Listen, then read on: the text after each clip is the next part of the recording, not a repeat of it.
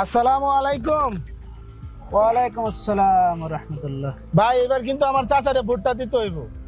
আমার চাচা এবার শুধু উন্নয়ন করবে। প্রচুর উন্নয়ন করব। শুনলাম তোমার চাচার নাকি ব্যাংকে হাজার হাজার কোটি টাকা ঋণ খেলাপি আছে। সেই ঋণগুলো আগে পরিশোধ করতে বলো, তারপরে উন্নয়ন করিও। খালি আপনারা একবার এবার পাশ করায় দেখেন, আমরা সব ঋণ শোধ করে দেব। দুর্নীতি করে শোধ করবা? শোনো শরীর, ধরো তোমার চাচা ভোটে পাশ করলো, তাহলে তোমার চাচার বেতন কত হবে? 1 থেকে 1.5 লাখ টাকা।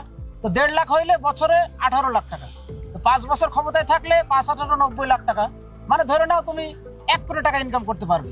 তো সেই 1 কোটি টাকা শোধ করলেও বাকি হাজার হাজার কোটি টাকা কিভাবে শোধ করবে? আগে ঋণ শোধ করতে বলো, তারপর তোমার চাচার ভোট চাইতে বলিও। আর শোনো, রাগ করিও না, তোমার চাচা কিন্তু একা না, এরকম অনেক চাচা আছে যাদের ঋণ খেলাপি আছে।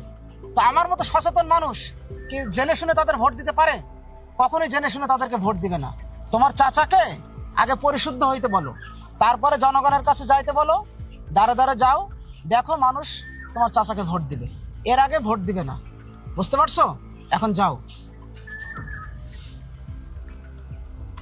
দেশটা রাজাকারে বইরে গেছে, এইবার মনে হয় আর আমাগর কাম হবো না।